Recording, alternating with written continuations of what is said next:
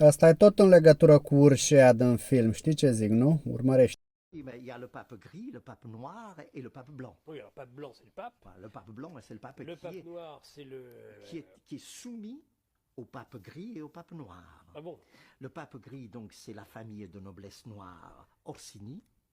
Il s'appelle Orso Ier.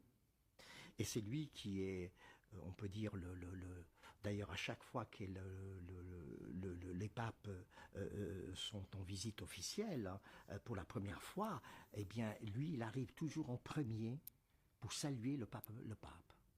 Hein, donc, c'est la soumission. Donc c'est une grande famille italienne. C'est une grande famille italienne, oui. Banquier, financier. Banquier, financier. D'ailleurs, dans mon livre, j'ai montré la fortune colossale de ces gens-là, non seulement par la fortune, mais aussi par ce qu'on appelle le patrimoine.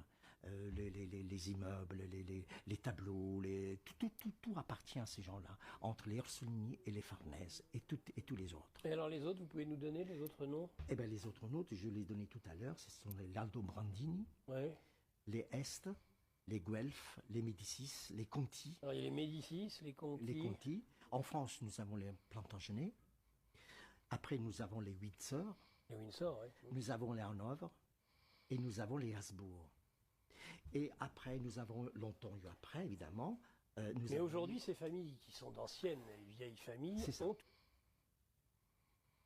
Le Saint-Empire, on l'a vu avec à Rome dernièrement, avec le jubilé en 2025. Et après, nous avons longtemps eu après, évidemment. Mais aujourd'hui, ces familles qui sont d'anciennes et vieilles familles ont toujours autant d'influence. Toujours. On en aime plus. On les retrouve partout, partout. Tout à l'heure, j'ai dit, on les retrouve en Norvège, en Suède, en Danemark, au Portugal, en Roumanie, en Serbie, en Luxembourg. On les retrouve partout, partout, partout. Ce sont des familles qui sont tous issus entre eux. Il y a eu des mariages entre eux qui se sont faits. Et d'ailleurs, on ne les voit jamais. Hein. On les voit chez son nom dans les cérémonies officielles de haut rang. Et c'est tout. Là, il n'y a pas les Rothschild et tout ça. Alors après, nous avons, et pourquoi je les ai mis en dernier, les Rothschild et leurs cousins, les Rockefeller?